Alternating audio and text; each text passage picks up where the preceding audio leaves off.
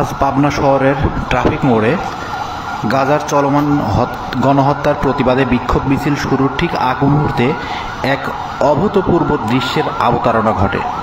হঠাৎ করেই জেলার সব অ্যাম্বুলেন্স একযোগে শহরে প্রবেশ করে। সাইরেনের করুণ আর্তনাদ যেন ছুঁয়ে যায় প্রতিটি হৃদয়।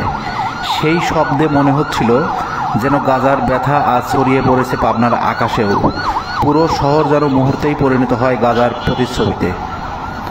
সাইরেনের সেই হাহাকারে তৌহিদি জনতার আবেগে বিহ্বল হয়ে পড়েন। চোখে জল নিয়ে তারা ছুটে যান বিক্ষোভে, বুক ভরে নেন গাজার মানুষের যন্ত্রণা।